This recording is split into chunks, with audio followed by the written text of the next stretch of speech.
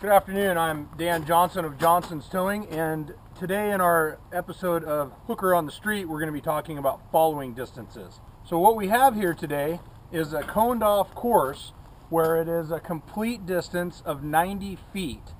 And I've got a cone set at 15-foot increments to represent car lengths.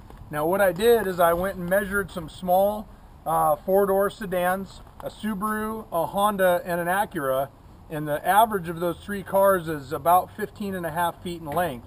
To be conservative, I went with 15 feet for my one car length to discuss our safe following distances today. I've gone on the internet and I've taken the liberty to get some data that I would like to share with you today. This is information off the internet. Please use it as a guideline. Don't use it as a defense in the event you're in an accident yourself. Pretend you never saw this video. Moving right along. 60 miles per hour is 88 feet per second. Now again, referencing my course here from first cone to the last cone is 90 feet. So if you're doing 60 miles an hour in 1 second, you're traveling the full length of the cones here. 50 miles per hour is 74 feet per second. 35 miles per hour is 52 feet per second. 25 miles per hour is 37 feet per second. And 20 miles an hour, a school zone, is 30 feet per second. Now, on the internet, I found a stopping distance calculator. A stopping distance of 60 miles an hour is 172 feet. 172 feet, according to the stopping distance calculator, if you're traveling at 60 miles an hour. That is almost double the length of the cones here. If you're doing 50 miles an hour, that's 120 feet. 35 miles per hour is 59 feet. 25 miles per hour is 30 feet. And 20 miles per hour is 20 feet. Now we're going to talk about reaction times.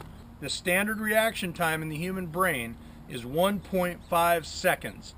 That is a standard in which is used. Okay, so now we found ourselves next to this Honda Odyssey minivan. We taped off the Honda Odyssey and it also is just a little bit over 16 feet. I want to touch on another point regarding your following distances. All the distances and all the things that I've talked about here today are based on the front bumper of your vehicle. Now let's take a look a little bit deeper. What is Dan trying to say here? That's where your head is when you're driving. So you need to take the distance you're looking and add 5 or 6 feet to that to cover this distance here. So if you want to follow somebody at 80 feet, you got to take into account the 6 feet that is your hood. So we're standing here right where your head would be if you're in the driving compartment. Now as we pan forward and look down the row, you're going to see where that end cone is 90 feet away from the bumper, remembering we're 6 feet back, so that's 96 feet to that farthest cone. Remembering that 88 feet per second is the speed you're traveling at 60 miles per hour. That's the ground you're covering. So in 1 second, you're almost making it to that end cone. One of the things I want to focus on today is school zones. School zone speeds will vary. However, in most of the school zones in Bellingham, it's pretty standard that it's 20 miles per hour when children are present, crosswalks, school zones, what have you. 20 miles per hour is a distance traveled of 30 feet per second. 30 feet is indicated here from the nose of our Honda Odyssey to this second cone right here. That's a distance of 30 feet. That is a distance of what we're calculating conservatively to be 2 car lengths. What that equates to is when you are driving in a school zone doing 20 miles an hour, you should not be any closer than this to the vehicle in front of you.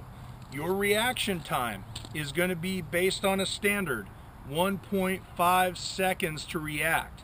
In 1.5 seconds at 30 feet per second, that's 45 feet before you even touch the brake according to the standard. Now again, these numbers might be conservative. You might be thinking to yourself, there's no way. I know that I can stop faster. You need to ask yourself, are you fiddling with your cell phone? Are you messing around with the iPod? Are you adjusting the defrost? Anything that you're doing that's going to distract you is going to go ahead and make that reaction time longer. Your stopping distance at 20 miles per hour, according to our distance calculator on the internet, is 20 feet. It's going to take you not quite this full length here, but it's going to take you 20 feet to stop at 20 miles per hour. That distance is factored on dry asphalt on a dry day. Not ice, not snow, not rain, not wind and tailwind, dry asphalt. That's something to consider.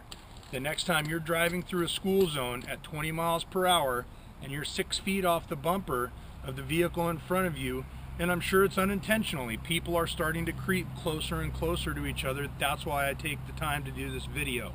The next time you're driving through a school zone and you are following somebody too closely, please back off.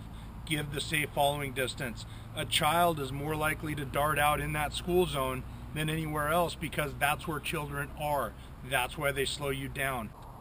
Our final shot today is going to be from this view at the other end of 90 feet. Taking a few steps back to account for where your driving compartment is going to be.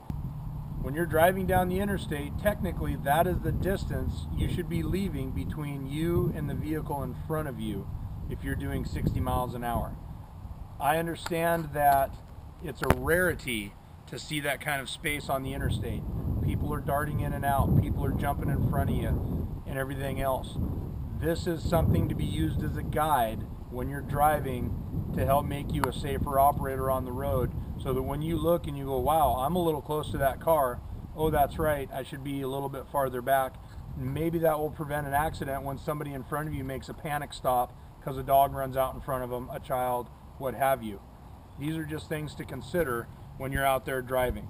Something else, when you're driving, make sure that you are looking not just at the vehicle in front of you, but you're looking up and down the road in front of you. I like to scan at least a quarter mile in front of me and back. That way you can react to potential hazards before the traffic directly in front of you reacts, therefore giving you a jump on your reaction time, making you a safer operator. I am Dan Johnson. I'm your hooker on the street. We'll see you next time.